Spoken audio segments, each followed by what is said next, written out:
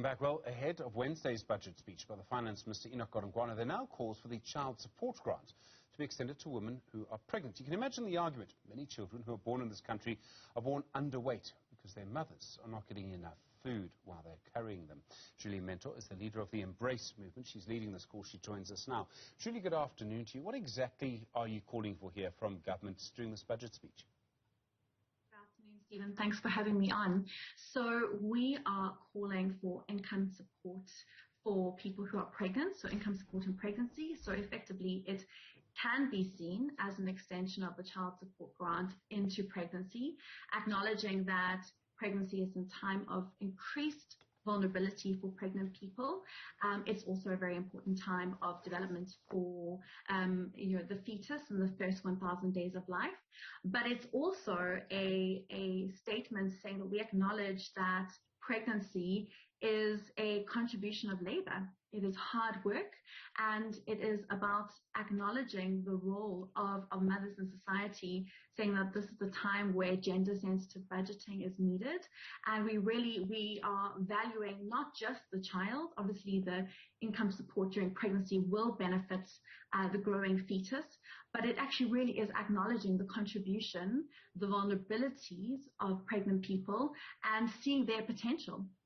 Seeing that they are contributing to the growing potential of our country whilst they are pregnant. Would you like it to be set at the same amount as the child support grant is currently? It obviously goes up. It's supposed to go up every year during the budget. Would you like to see it set at the same level? No, I think we'd like to see it as more. I think it is always difficult trying to figure out what the right amount is, but we acknowledge that the child support grant, whilst obviously it has been proven to be incredibly beneficial to children, is not enough. So if we're saying it's not beneficial for children at the current amount and actually needs to be increased, then we need to say that it needs to be increased for pregnant people too. And so, no, we would not be calling for the current child support grant amount. We would be asking for more than that. So you'd be asking for more. I mean, what impact do we see on children when their mothers are not able to get enough nutrition? I'm talking about babies that are born underweight, children that are stunted. I mean, it has a big impact, and that impact stays with them often for their entire lives. Absolutely.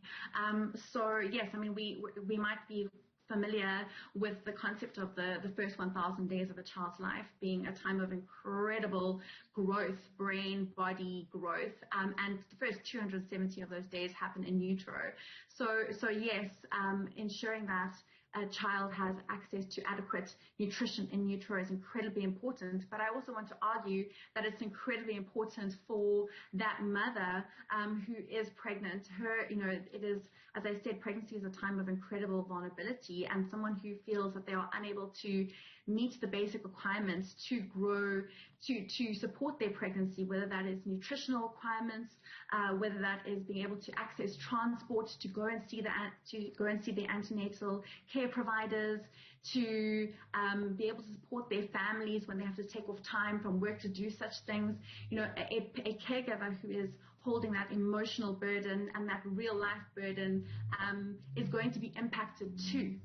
And so we speak about it very much in terms of the mother and child dyad, and that's why a grant like this, a social support protection like this, should I say, is so powerful, because it doesn't just benefit the growing fetus, and then obviously would transition into hopefully the child receiving the child support grant, but it also benefits the mother. And it says to women in a country where we know, we don't do enough to support women, and that women have felt the effects of the COVID pandemic in a very real way that's been well documented.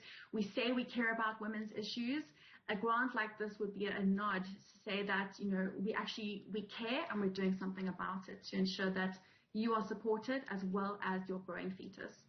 Has this been done in other countries? Have other countries given pregnant women a grant like this? Yeah, there are examples of other countries requiring providing women with cash transfers, there've been a few examples of this, and it's been really well received. We had an opportunity to be a part of an intervention in 2020, so really in the heart of the second and third wave of the pandemic in Cape Town, where we got to provide about just under 3,000 women with financial support every 2 weeks with digital food vouchers for a period of 9 months. And so whilst we're still analyzing the data of how that intervention has worked, we were able to get really concrete data on how much it was needed. So the need is real. There are proven cases in other countries that this support is beneficial to both women and children, and so we'd like to see it happen here in South Africa. Do we know, I mean, when we talk about the evidence, I mean, I would presume that what you would see is you'd probably start with birth weight. You would want to expect that if you actually did this, you would see, let's call it over the next couple of years, you'd see a slight increase, and a slight is sometimes all you need. You'll see a slight increase in the average birth weight of children. Absolutely. As you know, we have a big problem with stunting in South Africa, and so one of the ways that this could be measured is to hopefully see a real reduction in stunting in children over the next few years. I know there's an incredible campaign, Grow Great, who are working to eradicate stunting by 2030, which is obviously a very ambitious goal, but you need to set them. And one of their proposed interventions is a maternity support grant, which would be bringing the child support grant back into pregnancy. So yes, obviously having finances to be able to feed yourself in pregnancy, to be able to receive antenatal care. We know that many women are unable to access antenatal care in the first half of their pregnancy and are only able to do so later in their pregnancy for many reasons. Transport is a barrier, and that requires money and support. It's a very real need, and as a society, it is not an act of charity to support pregnant people. It's an act of social justice. We have a responsibility to do this, and we need to take that seriously. We owe that to the mothers of South Africa to show them that we care about them, and we know that they care about their children, and we care about their children too. When you open this debate up in a way in which you have, it may create a slightly odd inconsistency. This is not a judgment on your call at all, but a person would receive a child support grant from the time that they're pregnant until that time that child is 18. And it will be the same amount every month. It'll go up with budgets. The point I'm making is that there's no way the cost of a child remains the same. It just gets more and more expensive as they get older. Absolutely.